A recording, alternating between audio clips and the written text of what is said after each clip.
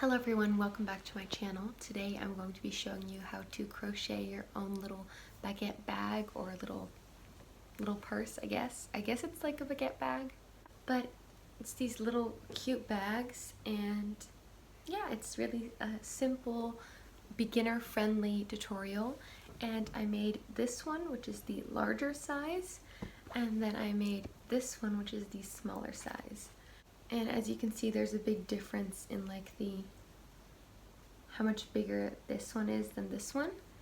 If you make it smaller, it will be more structured, but if you make it larger, it won't be as structured, but it will be able to actually fit some things because this is a very small bag. And yeah, I'll tell you the amount of rows and stitches you have to do for both bags, so you can make the smaller one or the larger one, or somewhere in between depending on what you want. But it's super beginner friendly, so yeah, let's just get on into making the bags. So I'm first going to show you everything that you'll need for this project, and this is the yarn I'm using. It's a blue acrylic yarn, and it's suited to a 4 or 5 millimeter crochet hook or knitting needles. I'm using a crochet hook for this project, and I am using a 4 millimeter crochet hook because I prefer those. And then you'll also need a pair of scissors, and also a thicker needle to finish off your project to weave in loose ends. And you'll also need a little notebook to write down how many stitches you've done. Then we're just going to start off with a slip knot, and it's really simple. You can see me doing it here. If you didn't follow it, you can look it up, but it's really easy, or you can just replay the video again. Then you're going to put it around your crochet hook, and we're going to chain any number of chains that you want your bag to be. And I think the smallest I would go is 40 chains, which I'm doing in this video. And then if you want it to be larger, the largest I would go is 50, but 45 in the middle is quite nice. But I'll show you the bags that I made that you saw in the beginning. It's a 40 and a 50. Then when you've done all the chains, you're going to do single crochets into the chains, which is one of the most simple stitches. You're just going to insert your hook into the loop. So I'm doing that now. So you just insert it, then you pull through your thread, then you have 2 loops, then you grab the thread again and pull it through. And that's the only stitch we'll basically be using for this project. We have chain, single crochet, and obviously a slip knot to start. So it's really easy, and you're just going to do this all the way down, and then at the end you're going to chain 1 and turn. And then you're going to write down that you've made 1 row, so you know how many rows we're doing. And we're going to do, if you're doing 40 stitch across bag, you're going to want to do 26 rows. And if you're doing a 50 bag, I would say 30 rows. So that's about the height that you'll want your bag to be. Obviously, if you don't want like a baguette style bag, you want a bigger tote bag, for example, you can make this much larger. But yeah, we're just going to do this all across, and you can see it taking a certain shape. So yeah, in the end, you always chain 1 and then go into the stitch. Well, chain 1, turn your work, then go into the stitch. And you're just going to do this for how many times you want the bag to be. So 26 to 30 if you're following my instructions. Now we're almost at the end of the last row, and you're just going to keep doing the single crochets all the way down until the last stitch. And then when you've done the last stitch, we're going to do something to finish it off, and I think I'm almost done. I think that was the last stitch. And then what you're going to do is grab a pair of scissors and cut off the thread a little bit further down from your project. And then what you're going to want to do is you're going to want to start chaining 1, and you're going to just pull it all the way through. And that should create a tighter knot so your work won't come undone. Then you're going to want to make a piece that's exactly the same size, so that's why it's good to write down the amount of stitches you're doing. And then we're going to go to the next step. So you're going to start with a slip knot again, and we're going to make basically what is the handle, but also the bottom and the trim of the bag to make it a little bit thicker so it's not flat. So if you do the small bag, the 40 bag, you're going to want to chain 150 approximately. And if you're doing the larger bag, more like 170 or 180. I think 175 should definitely be fine because you don't want it to be too loose, but you can measure around your bag depending on the yarn you have and the crochet hook you're using so that it fits your bag the best, and just stretch it out a little because the stitches will stretch when you're putting more stitches into them. So yeah, 150 to 180 chains. Then we're going to single crochet into these stitches again. So just stick in your crochet hook and then pull the thread through, so you then have 2 loops on your hook, and then pull it all the way through. It's just the exact same as we did with the base of the bag, and you're just going to do this all the way down, and you're going to want to do 4 rows of this, not including the chains you've made, just this 4 rows of single crochet, and I used 4 rows on both the small bag and the larger bag. Obviously you can make the band thicker or thinner if you would prefer, but this is what I found works the best. And then again, when you get to the end, you're just going to chain 1 and turn exactly the same as the 2 other pieces you've made already. Then when you get to the end of the last row, you're just going to cut your thread a little bit away from your work and chain 1 and pull it through. Then we're going to finish our pieces, and we're going to put the loose threads into the work so they're not hanging off of our work. And you're just going to want to put the thread or the yarn onto your needle. This can be a little finicky depending on how big your needle is and how thick your yarn is. And you want to make sure that you're working it into what you want to be the inside. And you're just going to poke it through basically the rows. It will be easier with some stitches than others. I had a harder time with the smaller bag than with the larger bag. I think I made my stitches a little bit tighter. And you're going to want to do this 3 times back and forth. So one direction and one other direction, and then one in the same direction again. And then you're going to, at the last time you've pulled it through, you're going to pull your thread so it scrunches the fabric. And then you're going to cut your thread and pull the fabric so that the thread goes into your work and you won't see the loose ends. Now we're going to attach all our pieces together, and we're going to start with the side/strap, attaching that to one of the base pieces. And you want to make sure that what you want to be the outside is facing each other. So with the big piece, the outside is facing upwards, and with the strap, the outside is facing against the piece that's like the bottom piece. And then you're going to put some yarn on your needle again.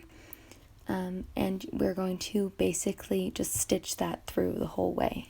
So you want to make sure that you stick your needle in the top corners of both pieces, and that your stitches that you make are equal all the way around so that your bag won't be crooked, and it's probably always going to be a tiny bit crooked. You can also count the stitches on all the sides, so you make sure that the stitches are equal everywhere. But I found that if you just keep even amounts of distance between your stitches, then generally it's fine. And here what I'm doing, I just put the needle through and then use the end piece of the thread to tie 2 or 3 knots to make sure that it's secure and that the bag won't come apart. And yeah, then you're just going to stitch back and forth through the fabric, not over the fabric, not in looped stitches, although you could probably also do that if you prefer that, but this is how I found it to work. So you just go like this, back and forth, all the way around. It's really simple. Just make sure, like I said, you keep even distance between your stitches. Then eventually you're going to get to the first corner, and you want to make sure here as well that you keep an even amount of distance in between your stitches, and it's pretty important here. And just make sure for every stitch you do that it's about the same distance on the back piece.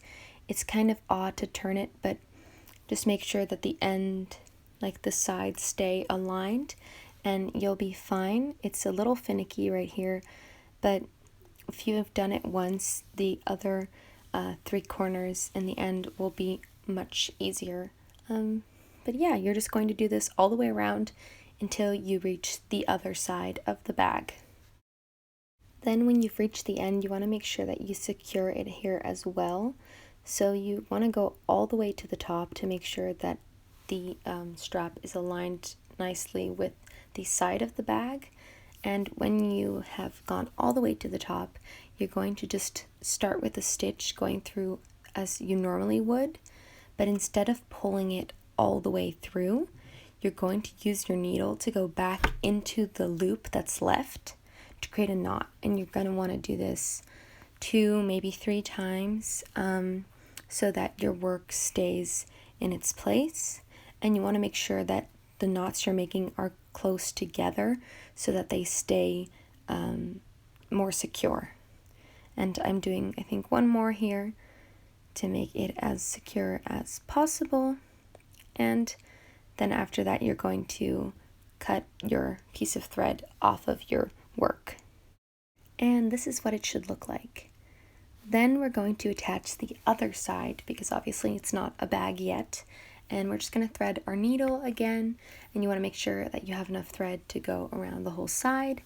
And this is the other piece, and the same with what we did in the beginning is that what you want to be the outside of your bag, you're going to want to face down. So it's basically going to be inside out completely. So the inside is going to be the outside right now, and the outside is the inside. So I'm just aligning that with the trim, because we're going to be attaching it to the trim the same way we did with the other piece, just stitching from the top corner all the way around to the other top corner, and just try to keep the same amount between your stitches like you did last time, and just go back and forth the way around the corners all the way down until you reach the end. It's also, don't forget to tie your thread here so that it doesn't come loose and you pull it all the way through, because that would be unfortunate.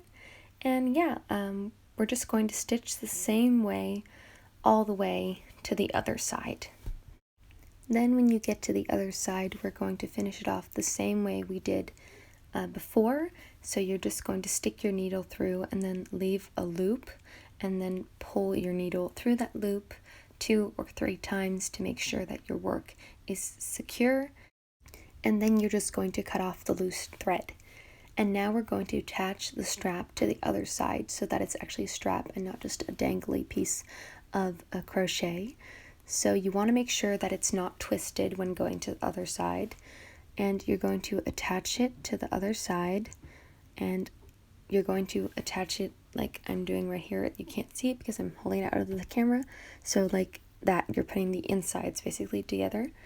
And then we're just going to grab a needle and some thread, and you're just going to stitch that up like we've been doing. Push it through, tie a knot, and then stitch it all the way along the strap there to the base of the bag. And yeah, then it should be attached. And then we'll be ready to turn it inside out when that's finished, and make sure you finish it off with the loop needles as well, like we've done with all the pieces. But yeah, it's basically the same as attaching all the other pieces.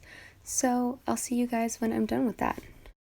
Now we're ready to cut off the loose thread, and now we can turn it inside out to see our final results. And I'm just flipping it inside out here. It's already looking much better because the inside, well, it is now the outside, but originally when we were making it looked like it was going to be the inside, is way more finished looking. And yeah, so this is the small version, and here I'll compare the small and larger version for you guys. So this is how the small one turned out, and then I'll grabbing the larger one for reference in a second so you guys can see the difference between 40 chain and 50 chain, and they also have a slight height difference of 26 or 30 rows. And yeah, this is what they look like, and I'm really proud of them. So that was the tutorial. I hope you all enjoyed it. If you make this bag, leave me a comment down below, or you can tag me on Instagram. My Instagram is always in the description as well. This is my second pattern thing that I've made myself. I made my own cardigan without a pattern, and I guess I kind of made a pattern for other people to use. And this is the first crochet thing I've made, like from without a pattern, just doing my own thing and seeing how it went. So yeah, let me know if you make it, and yeah, I hope you all have a really great day, and I hope to see you all in the next video. Bye guys!